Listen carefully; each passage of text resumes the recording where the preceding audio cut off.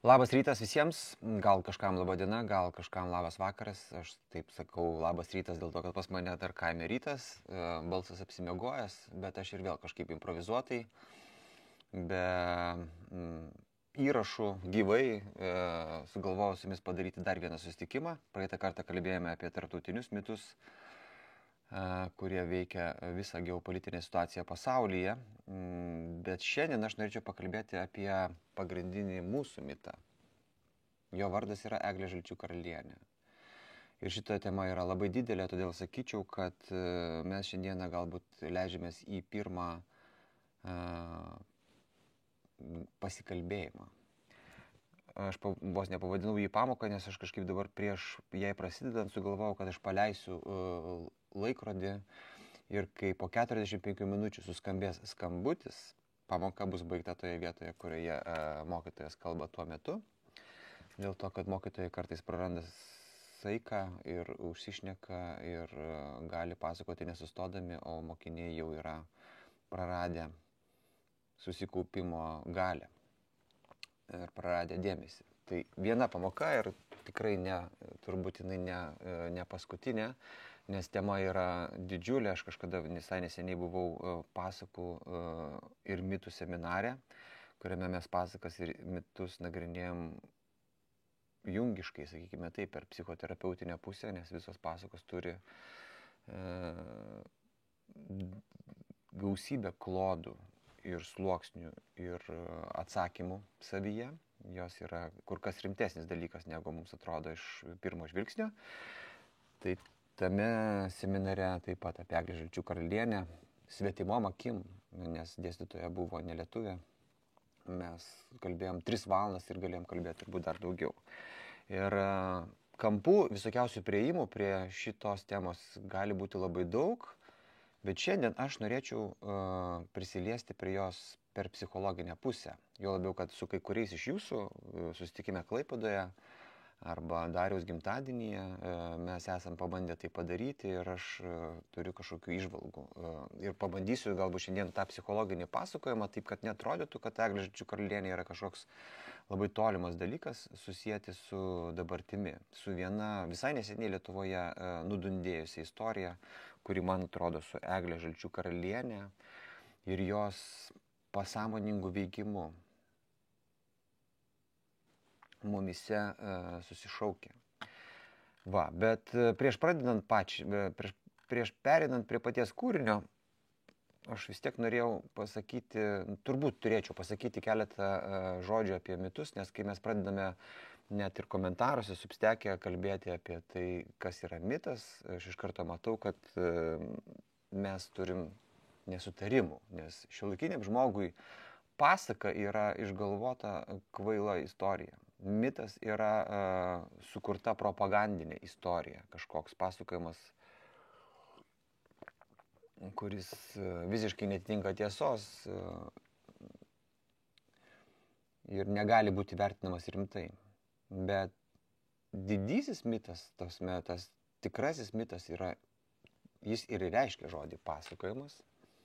Ir žmonių kognityvinė revoliucija prasidėjo būtent tada, kai jis pradėjo kalbėti, kai jis pradėjo pasakoti istorijas ir kai jis pradėjo jomis tikėti.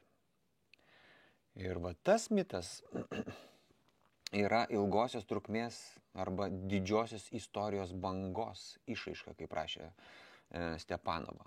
Arba Aleksejus Losovas mito dialektikoje, tokia sudėtinga rusiška knyga yra. Jisai sako, kad mitas yra maksimali konkreti tikrovė. Tikrovės atspindys. Nes viena vertus jis atrodo toli nuo tikrovės, nes kažkoks yra išgalvotas, bet kita vertus jis atspindi šitoje tikrovėje tokius bendrumus, kurie lemia jos pačios esmę. Meilė yra tikra, tikėjimas yra tikras. Mitinė sąmonė neturi jokios mokslinės patirties ir jos negalima niekuo įtikinti. Mitas nėra grindžiamas jokių mokslinių patyrimų. Jeigu Eglė Žalčių karalienė veikia mus pasąmoningai, nesvarbu, ką jūs apie tai galvojate. Nesvarbu, ką jūs moksliškai bandytumėte tuo įrodyti. Jinai veikia taip kaip jinai veikia. Ir pagal Losevą kiekvienam žmogui, kiekvienam iš mūsų yra būdingas mitologinis mąstymas. Mes viską aplinkui save vertiname perleisdami per savo mitologinį pasakojimą. Be mitų nebūtų valstybių, civilizacijų, imperijų. Mes visi, kiekvienas atskirai ir kolektyviškai gyvename kolektyvinėje sąmonėje.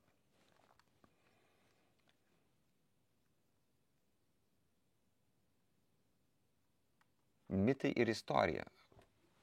Čia šitoje vietoje visada aš bandau pasakyti, kad man mitai yra pranašesni už istoriją ir istorijos mylėtojai, kurių labai daug yra mano kanale, iš karto šitoje vietoje pyksta. Bet buvo toksai Nicolas Davila, gražiai jisai pasakė, kad istorija kaip faktų rinkinys, kuris pats savaime nieko nereiškia, yra visiškai neįdomi. Jūsų nei vieno nebūtų šitame kanale, jeigu jis būtų tik tai istorinis. Istorijoje, kad jinai sudomintų jūs, turi būti kažkas, kas nėra istorija. Turi būti kažkas daugiau. Ir kai yra kažkas daugiau, pas jūs atsiranda interesas, pas jūs atsiranda įsitraukimas, atsiranda emocija, atsiranda refleksija, atsiranda reakcija. Jeigu tai būtų tik nuoga istorija, kurioje nieko gražaus nėra, kurioje kaip lavono išpjaustėme viskas va taip, kažkaip ne taip, kaip mes norėtumėm, jinai jūsų netrauktų. Kaip Žanas Kokto sako, man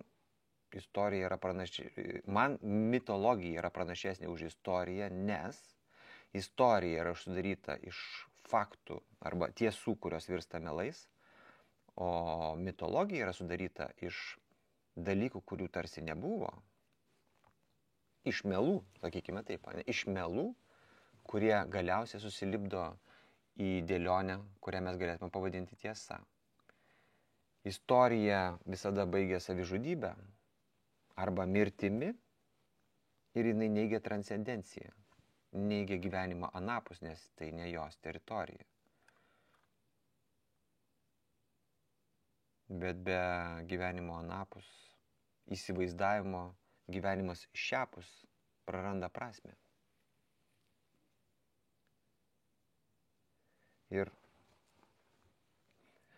Losevas taip pasako, kad fenomenologiniu požiūriu, tyriant mitą, pirmasis žingsnis yra ne jo paaiškinimas, o intuityvus mito esmės matymas. Ir šiandieną atrodys galbūt kartais, kad aš bandau kažką paaiškinti, kad tai yra mano nuomonė, kurią aš bandau jums įpiršti, jums ją kažkaip tai prastumti, jumis įtikinti. Bet iš tikrųjų tai yra mano intuityvus jausmas, kad toje Eglėje Žalčių karalienėje, tame pasakojime, toje nuotaikoje, toje įvykių sekoje yra kažkas, kas veikia ne tik tai mane. Ir aš tiesiog jaučiu taip, kaip pereidamas per save, per savo, nežinau, poetišką gyvenimo supratimą. Bet man atrodo, kad tai yra mūsų visų paslaptis. Daugiau atsakymų ten, man atrodo, yra, negu moksliniam bandyme paaiškinti, pavyzdžiui, kas yra lietuvių nacionalinis charakteris. Nes mokslas nesprendžia, istorija nesprendžia pačių svarbiausių klausimų mums.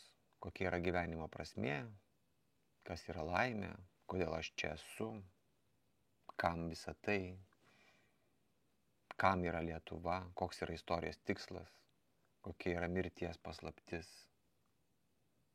O mitologija bando jas išspręsti, nes mitologija ratas sukasi aplinkui.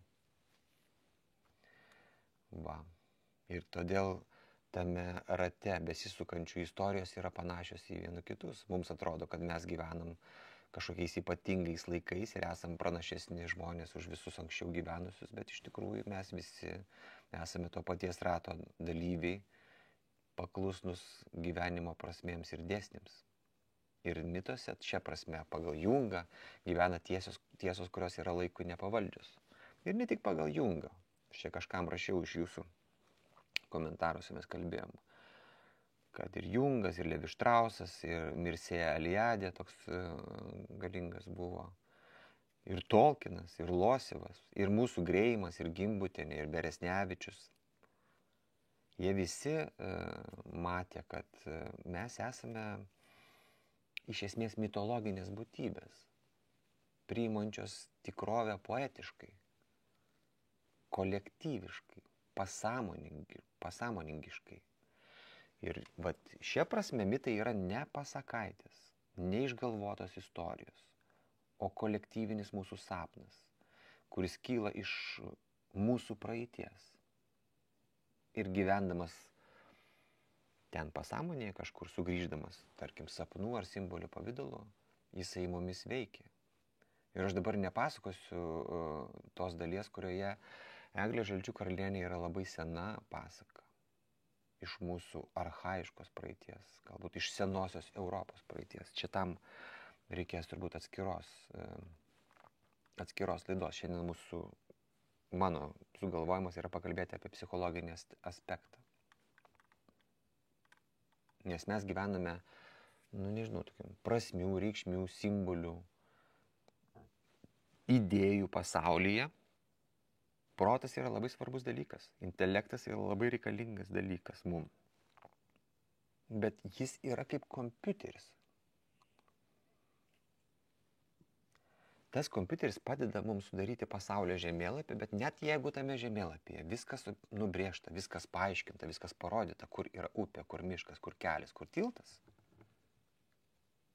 jam reikia prasmės, ką jisai jungia. Kas yra šitas pasaulis? Kas šitame pasaulyje esu aš? Va, ir čia galėtumėm, pabaigsiu šitą savo tokią įžangą, ilgą jau. Gal jungiškų pasakymų. Vat Karlas Jungas vieną kartą paklaustas, kas yra gyvenimo esmė, arba kame yra gyvenimo prasmė, jisai pasakė, kad vadovėliškai taip mėgstama, 1, 2, 3, 4. Yra 5 dalykai.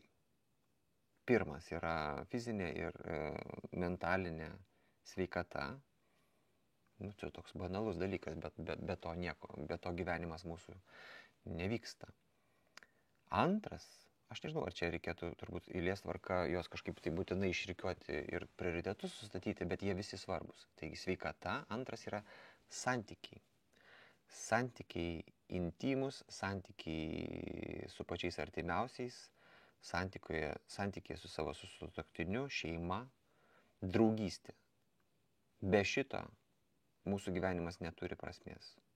Galite būti koks norite sėkmingas, galite būti koks norite turtingas ir visa kita, jeigu jūs neturite gerų, tikrų, autentiškų, intimių santykių, jūsų gyvenime nėra to, ko jame reikia, kad jį galima būtų pavadinti gyvenimu. Trečias yra gebėjimas priimti grožį, gebėjimas jį matyti, gebėjimas jį jausti gamtoje, mene, išorėje, akimirkoje, žiūrint saulėtekį, žiūrint kino filmą, vaikščiant po mišką, vaikštant po parodą ir taip toliau, skaitant eilėraštį. Tai yra kažkas tokio, kame mokslas neturi nieko, ką jisai galėtų pridėti. Grožis yra prieš protą. Jūs nieko nesugalvojate tam, kad patirtumėte grožį. Ir atvirkščiai, jeigu jūs patirėte kažkokią grožį akimirką, jūs matote grožį, jūs vargu ar galite moksliškai paaiškinti, kad tai yra gražu, nes 1, 2, 3, 4, 5. Tai sveikata, santykiai, grožis. Tada Jungas sako, kad reikėtų normalių gyvenimo sąlygų ir darbo, kuris teikia malonumą. Darbo, kuris teikia jums savirealizaciją, leidžia jums išsireikšti. Ir paskutinis dalykas yra filosofinio arba religinio filosofinės arba religinės pasaulėžiūros. Kitaip tariant, pasaulėžiūros, kurioje tas žemėlapis, kurį jūs matote, įgyja prasme. Kaip viskas yra tarpusavėje susiję. Kas yra svarbiausia. Ir kad yra kažkas galbūt, kas yra didesnis už jūs. Tai va. Tai šia prasme man atrodo, kad Eglė Žalčių karalienė yra labai svarbi, dėl to, kad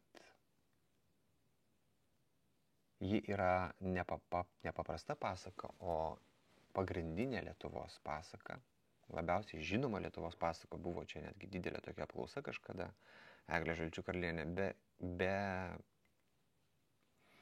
konkurencijos laimi. Ir jinai yra ne tik pasaka, jinai yra mitas.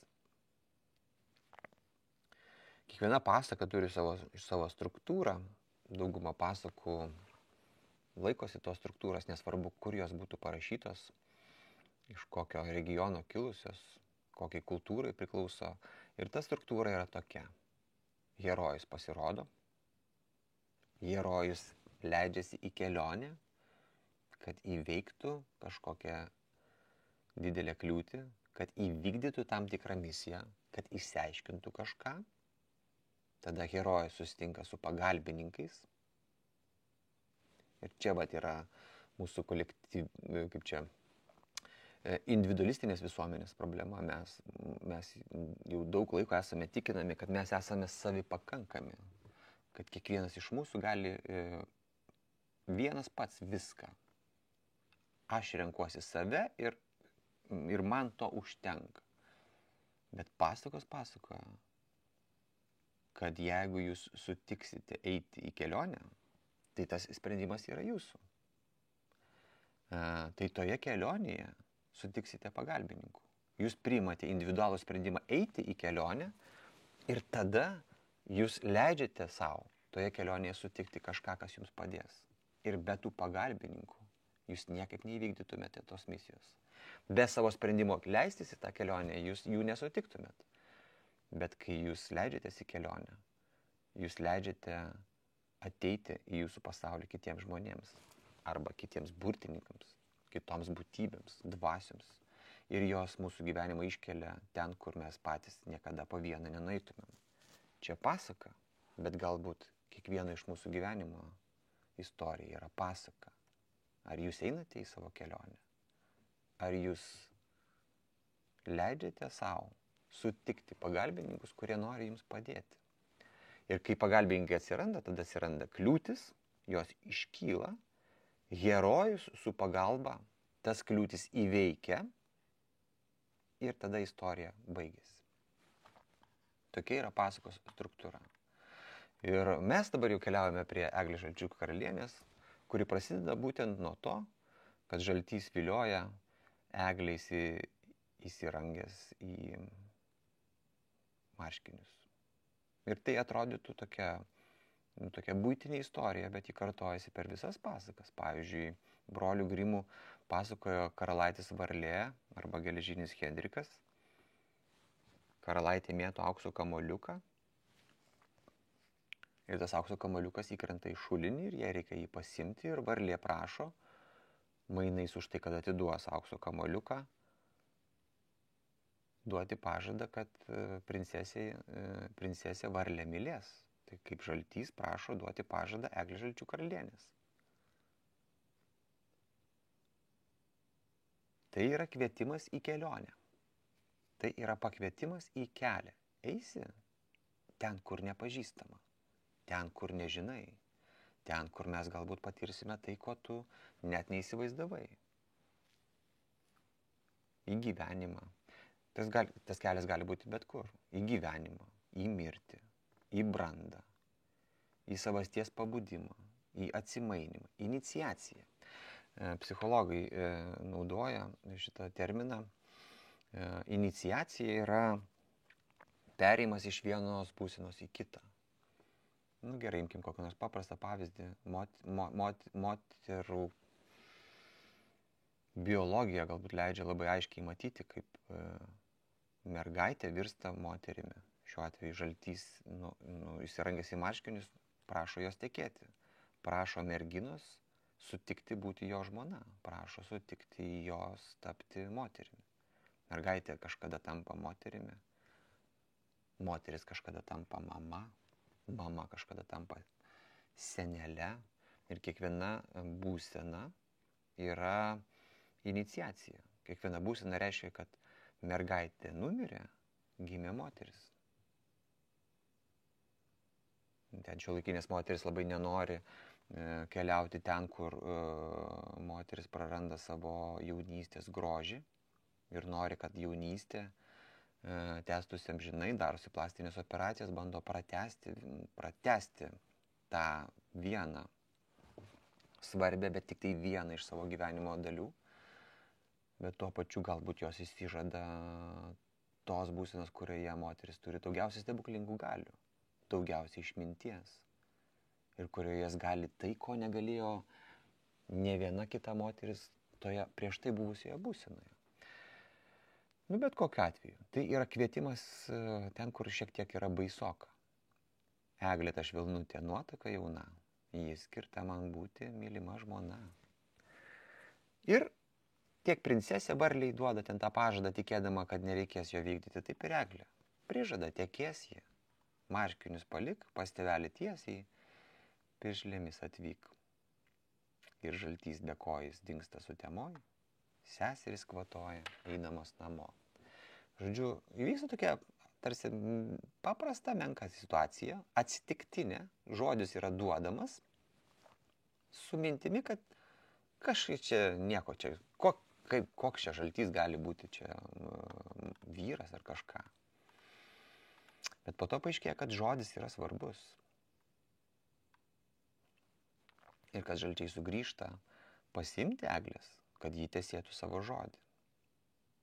Ir va šitoje vietoje jos namiškiai stengiasi Eglę išsaugoti, stengiasi žaltį apgauti, stengiasi savo dukros neatiduoti tėvas, kol galiausiai Eglė sako, stop. Kam žalčių jums tūžė, kęsti dovanai, ta dalia dalužė skirta man vienai.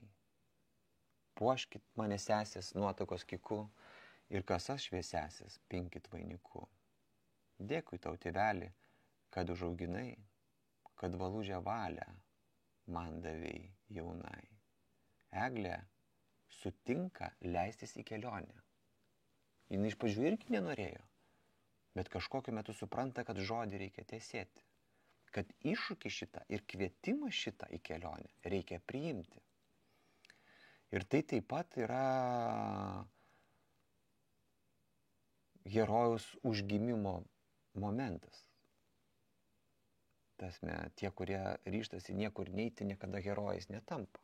Ir Eglė yra be jokios abejonės pagrindinė herojė šitoje istorijoje. Ji yra tas didvyris. Ir šitoje vietoje aš kažkaip visą laiką nežinau kodėl, bet labiausiai prisimenu pasakojimą apie Ifigeniją, kuri buvo Agamemnono dukra. Agamemnonas buvo vyriausiasis vadas Ahajų kariuomenės, kuri keliauja į Troją dideliam karui. Bet visi Ahajų laivai yra sustabdomi audrų, negali plaukti, yra įstrigę, todėl kad Agamemnonas supykdė deivę Artemidę. Ir Artemidė juos blokuoja. Paaiškėja, kad Artemidė pyksta dėl to, kad buvo nušautos jos elnės ir vietoj jo jai turi būti paaukota auka. Ir auka ta yra Agamemnono dukra, Ifigenija. Iš pradžių Agamemnonui tai atrodo siaubingas dalykas, bet po to jis pradeda galvoti, kad jeigu tai yra vienintelė sąlyga, kuri leis jų misijai būti įgyvendintai, jis turi ją priimti. Jis negali sužlugdyti viso žygio tik tai dėl to vieno elnio. Ir Agamemnonas ryžtasi tokiai klasikai, jis rašo savo žmonai laišką, sako, atvažiuokit kartu su Ifigenija, mes čia suruošim vestuves, nes Achilas nusprendė vesti Ifigeniją. Jos atvažiuoja ir ten tuo momentu, kai susiduria su Achilu, paaiškėja, kad Achilas nieko nežino, apie jokių vestuvių nėra. Klasta išaiškėja ir Achilas, kaip tikras herojus, kaip riteris toks, kardą išsitraukia ir sako, kris nuo jo kiekvienas, kuris pabandys bent prisiliesti prie Ifigenijos. Jis yra pasiruošęs ją ginti iki mirties, nužudyti visus, kurie kėsinsis į jos gyvybę. Ir stovykloje pakvimpa tokių brolžudiškos kovos atmosfera. Pilietinių karų. Vėl viskas pakimba ant lauko. Achai keliauja į didelį karą, kuriame turi laimėti prieš trojenus, o jie dabar pradeda muštis tarpusavyje. Ir taip kaip Eglėje Žalčių karalienėje vyksta ginčas namuose, čia kokią avelę įsodinti ar ką ten, kaip čia tos žalčius apgauti, taip ir čia jie, Achai arba graikai, pykstasi tarpusavyje, kol Eglė Žalčių karalienė sako, aš važiuosiu, puoškit sesės mane. Taip ir Ifigenija sako, aš sutinku, sustokit vyrai, aš sutinku būti paaukota. Aš sutinku. Ir jie veda ant to aukojimo stalo, guldo jos galvą, kuri turėtų nukirsti budelis.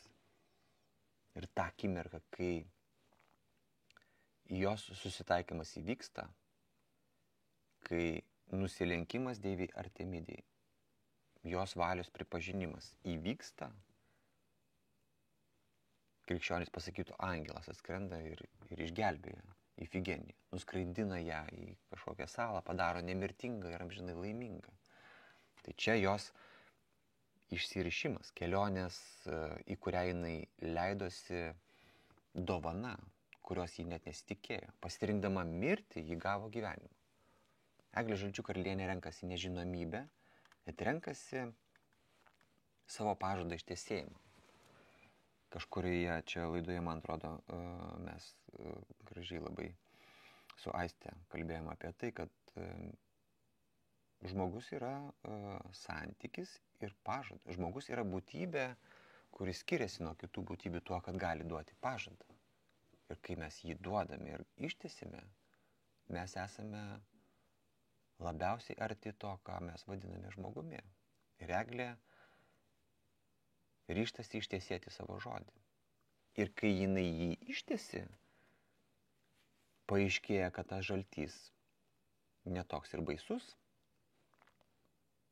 Atvirkščiai, jūra liaunas užus, saulės nematyt, tai jisai nešliušas, nebjaurus žaltys, lieknas ir išbalęs, jaunas išdidus, garbanos jo žalios, Žilvinas vardu.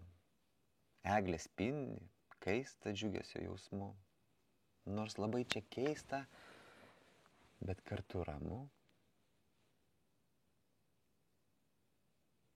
Čia, žinot, vėl toje istorijoje man kažkaip iš karto krinta į atmintį Psichės ir Kupidono istorija, kai Psichė yra atiduodama už kažkokio pabaisos, pririšama ten, man atrodo, miške ar prie kalno, kad tas pabaisa ją pasims ir paaiškėja, kad pabaisa yra ne pabaisa, o nuostabus jaunuolis, kuris kiekvieną naktį ateina pas ją ir jie ten mylisi. Ir vienintelė jo sąlyga yra, kad jinai nepasižiūrėtų šviesoje, kaip jis atrodo. Aišku, kad Psichė neišlaikys šito. Žmogui čia tik tai to ir reikia pasakyti. Tu tik nepažiūrėk, kaip aš atrodau. Tu tik netidaryk šitos dėžutės. Ir pas mus užsidega. Bet šiuo atveju žaltys net neturi sąlygų. Ir žaltys vadinasi Baltijos dvasia. Salomėjos Nėries poemoje. Bet iš esmės gyvatė yra ne atsitiktinis pasirinkimas. Eglė Žalčių karalienė yra sena pasaka ir jinai apie jos senumą byloja daug komponentų ir vienas iš jų yra pagarba gyvūnams. tai yra labai senai. Žmonės iš pradžių garbino gyvūnus, žiūrėjo juos kaip į kažkokias pusiau dievybės, iš kurių reikia pasimokyti. Po to jau atsiranda dvasios, atsiranda totemai, atsiranda dievukų statulėlės, kurios panašios į žmonės ir taip toliau, ir taip toliau. Toksai vyksta tokia eiga, ar ne, garbinimo stabų. Ir tie laikai, kuriuose žmonės žiūri į gyvatę ir mato joje kažką stebuklingesnio už žmogų, yra seni. Nes gyvatė, žaltys, pavyzdžiui, ne? Jis gali gyventi abiejose pasauliuose. Ir sausumoje, ir vandenyje. Jisai simbolizuoja nemirtingumą, nes išsineria iš savo kailio. Palieka seną ir pasiema naują. Žodis gyvatė ir žodis gyvata skiriasi tik tai vieną raidę, o gyvata tai yra gyvenimas. Tai yra Baltijos žaltys yra dvasios, dieviškumo įsikūnijimas.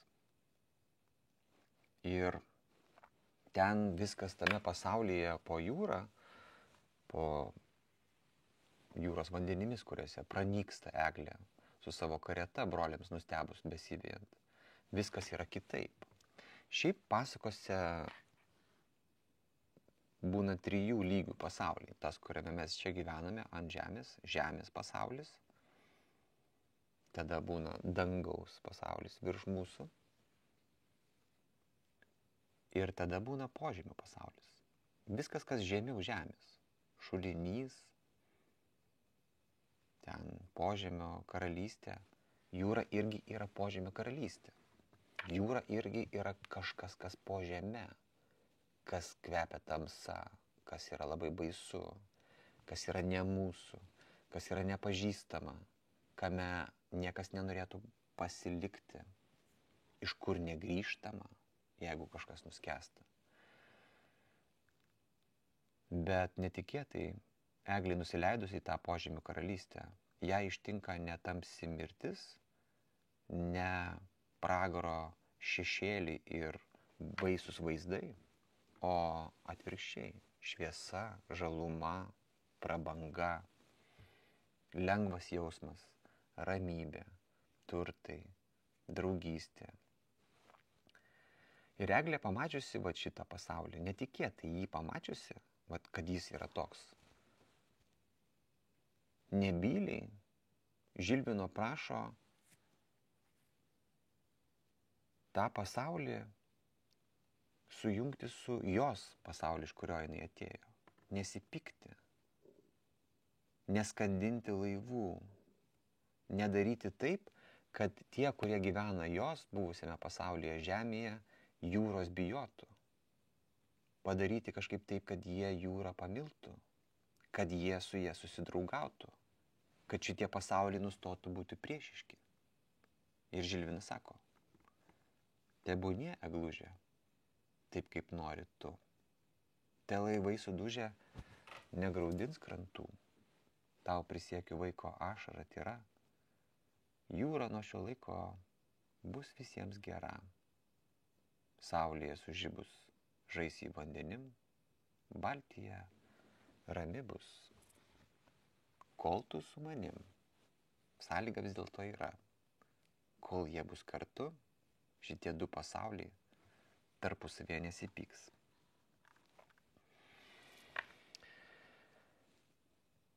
Bet jie egzistuoja abu. Ir kažkokiu metu eglė, būdama ten, naujose savo namuose, naujame pasaulyje, prisimins, kad yra žemės dukra. Čia šiaip, man atrodo, svarbi vieta yra ta, kurioje Salomėja Nėris, man atrodo, Salomėja Nėris kelia visą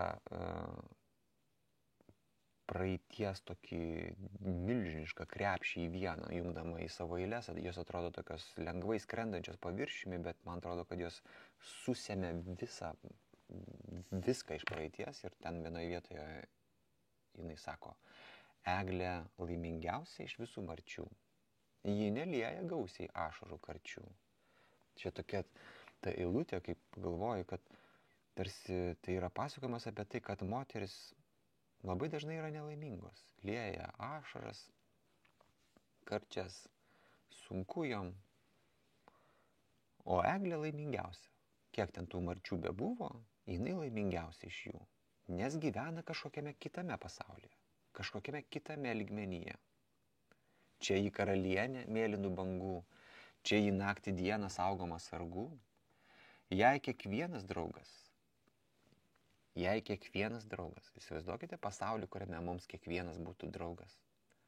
Ji visiems gera. 3 sūneliai auga ir 1 dukra.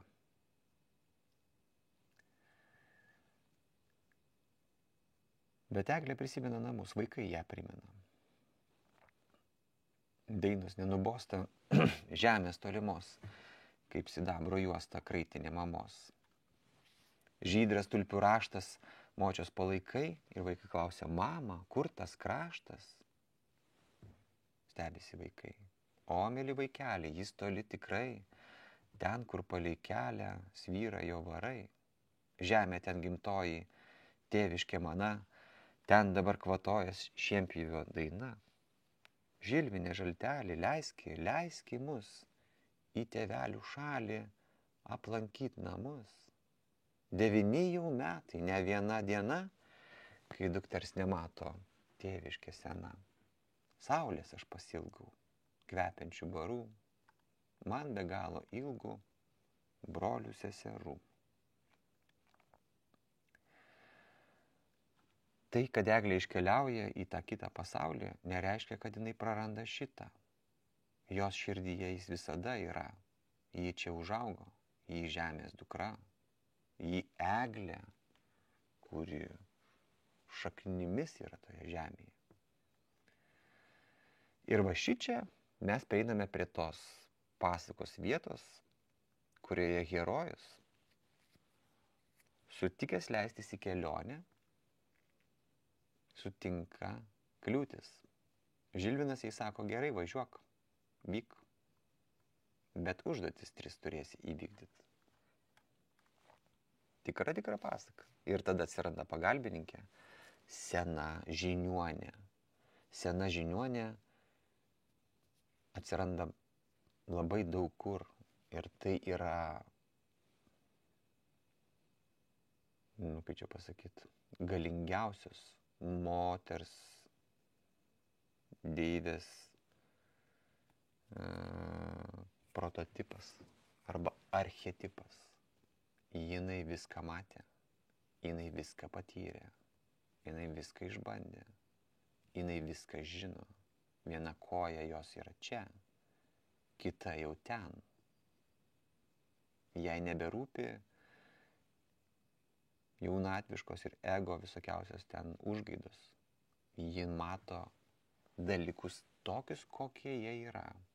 Ir jinai yra reikalinga tokioms jaunoms, užsispyrusiams moterims kaip Eglė, norint padėti įveikti kliūtis. Ir jinai padeda įveikti. Ir sunešioti geležinės kurpaitės, ir suverpti kuodelį, ir iškepti pyragą iš kiauro rėčio. Kiekviena šita užduotis yra kažkokia simboliška, kiekviena galėtų būti verta atskiro aptarimo. Bet bendrai paėmus tai yra pasakojimas apie tai, kad kai mes jaučiame, jog ten yra svarbu, kur mes einame, tai yra mano, aš ten turiu būti, aš ten turiu nueiti, tada mūsų jokios kliūtis nesustabdys, niekas mums nesutrukdys. Ir aišku, Žilvinas nesidžiaugia šituo, dėl to, kad ten, kur leidžiasi Eglė, yra teritorija, kurioje niekas nebuvo. Eglė nori sujungti šitos 2 pasaulius. Vietoj to, kad jie būtų priešiški, broliai nekenčia ten to žalčio, pavogė jie dukrą. Jūra lietuviams ir istoriškai, ir iš tų pasakų laikų niekada nebuvo draugiška. Ji galbūt va čia, va pakrantėje pasigauti žuvims šiek tiek reikalinga, bet lietuvis jos bijo. Apie tai byloja ir mūsų dainos. Lietuvis jos bijo, jinai asocijuojasi su nežinomybė, su neprognozuojamumu, su piktumu, su mirtimi, šalta.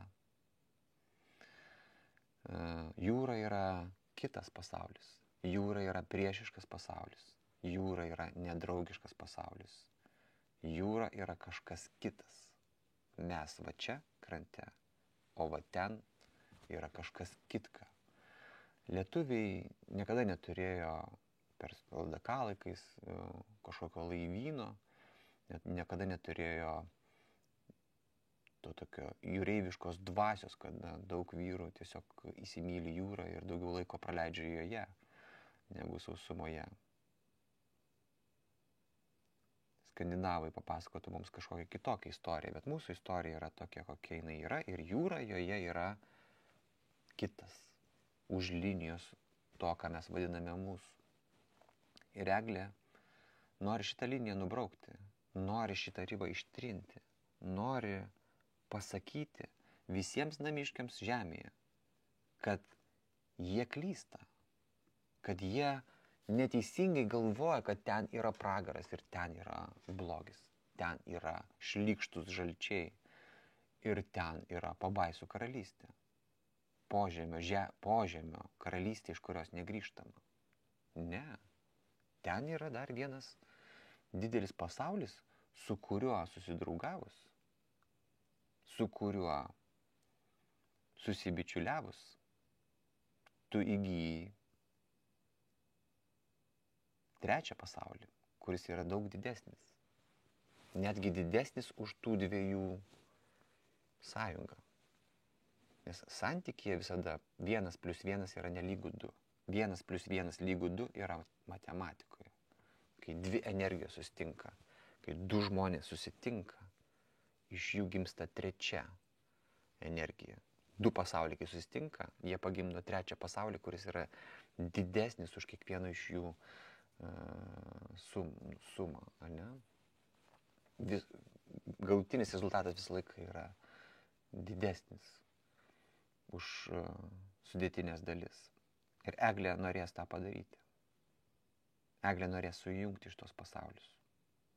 Bet Žilvinas žino, kad tai nepaprasta. Kad tai praktiškai neįmanoma turbūt jo manymu. Nes pas jį iš karto įsijungia nuojauta. O nuojauta yra susijusi su tuo, kaip yra buvę. Kaip visada būna. Nuojauta galbūt gyvena net mūsų praeities gyvenimuose. Žmogaus savisaugos instinktas yra paremtas ne tik tai jo gyvenimo patirtimi, bet ir mūsų protėviais, kurie norėdavo išvengti pavojų, pabėgti nuo plėšrūnų, kurie nori juos pagauti. Ir Žilvinas jaučia, kad Eglė pasirinko labai didelę misiją, kuri vargiai ar pasibaigs gerai. Išeini tu drąsiai vėjama dalios, tik ar besurasi kelią atgalios. Vėjas geležinis pučia su ledais. Tai iš tos tėvynės, kur pasigėdai. Žmonės ten gyvena, tamsus ir pikti. Pražudys jie mane. Žūsi tu pati. Ir va čia vat yra ir kita pusė. Iš žemės žiūrint, jūra neatrodo labai draugiškai. Iš jūros žiūrint į žemę, žemė neatrodo draugiškai. Žmonės ten gyvena tamsus ir pikti.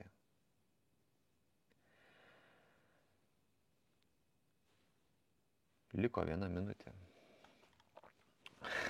mūsų pamokoj. Ir aš net nenuėjau iki šiuolaikinių įvykių, mes net nenuėjome iki pasakos pabaigos. Bet mes galėsime tai padaryti kitoje pamokoje, jeigu jūs tik tai norėsite. Aš tai norėsiu dėl to, kad man labai svarbi šitą istoriją. Bet šitoje vietoje darydami pauzę, turėtumėm pabaigti tą vietą, kur Žilvinas paprašo padaryti tai, kas, kaip aš jau sakiau ne kartą, kaip Špėminas Robertas Špėminas vis pabrėžia, duoti pažadą. Jis prašo savo artimųjų Eglės prisiekti, nesakyti vardo. Ir jie prisiekia. Ir toliau mūsų laukia grįžimas tėviškin. Šiaip gal ir simboliška, aš iš tikrųjų norėjau pradėti šitą pasakojimą ir galbūt papasakoti truputėlį daugiau dėl to, kad kai jie sugrįž į tėviškę, viskas, kas tenai vyks, vyks joninių naktį, kai diena pati ilgiausia, kai tarsi šviesa laimi prieš tamsą, kai šviesa yra savo galios apogėjuje ir įmanoma viskas. Skambutis. Kai įmanoma viskas. Aš norėčiau, kad jūs komentuotumėt. Aš norėčiau, kad įsitrauktumėt. Ir nebūtinai tik tai protais, bet ir širdimis. Aš čia vis kažkaip niekaip neįsikuriu sodyboje su visokiais praktiniais reikalais, bet Eglė Žalčių karalienė ir Lietuvos nacionalinis charakteris, Lietuvos portretas, jeigu jį galima kažkaip nutapyti, yra mano šios vasaros tema, nepaisant to, kad reikia pabaigti Krymo karą, parašyti veidrodėlį. Tai su Eglė Žalčių karalienė aš mėginsiu pas jumis sugrįžti. Gal netgi galima padaryti ir diskusiją. Pakomentuokite, pavyzdžiui, yra variantai. Daryti diskusiją, visą tai, ką aš dabar jums pasakoju, pasakoti gyvoje sesijoje, padaryti Substeko video live, arba padaryti pamoką, tokį mano monologą. Ta pamoka čia skamba taip, tik tai sąlyginai, nepriimkite to kažkaip labai rimtai. Mano pasakojimas, o tada mes susitinkame virtualioje erdvėje ir pasikalbam apie tai. Nes aš esu įsitikinęs, kad kiekvienoje stotelėje, kurioje aš uždedu kažkokį akcentą, jūs galėtumėt uždėti savo akcentą, keisti. Bet dar nelaikas yra mums ginčytis dėl to, kad mums reikia prieiti prie to, kai susiduria du tie skirtingi pasauliai ir kažkas atsitinka. Ir tada mes galėsime irgi dalintis į tuos skirtingus pasaulius, o žinokite, mes ir gyvename tuose skirtingose pasauliuose. Ir matome skirtingai iš skirtingų perspektyvų.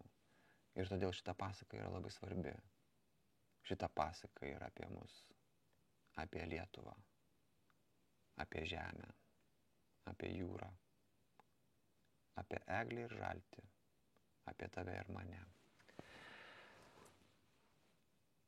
Gražios jums dienos, gražaus, ilgo ir smagaus joninių savaitgalio. Ir mes netrukus vėl kažkur tai susitiksim. Ačiū, kad esate. Palaikykite šitą kanalą. Būkim kažkaip daugiau drauge. Pamėginkim girdėti vienas kitą labiau. Nes bet kokio santykio, ar tai būtų Lietuva, ar tai būtų šeima, ar tai būtų civilizacija, ar tai būtų visas pasaulis, esmė yra girdėti save, tai pusę, ir girdėti kitą. Santykis tarp dviejų žmonių virsta normaliu, brandžiu, tikrų santykių tada, kai nei vienas iš tų žmonių, kurie yra tame santykyje, neturi išsižadėti savęs, kai kiekvienas iš jų gali rinktis save, gali leisti savo būti savimi, bet tuo pačiu jis girdi kitą. Jis kitam leidžia būti savimi. Jis jį supranta. Jis jį jaučia. Ir tada, kai tu girdi save dainoje, kai tu girdi, kaip skamba dainuojantis šalia tavęs, melodija tai įgyja naują galią. Dėl to, kad duetas, derantis tarpusavyje, kuriame abu dueto dalyviai vienas kitą girdi, skamba visiškai kitaip nei jų solo partijos. Ir net jeigu tas solo partijas sudainuoti atskirai, įrašų studijų ir sudėti, bus visai ne tai. Čia buvo Eglė Žalčių karalienė ir pirmoji jos dalis.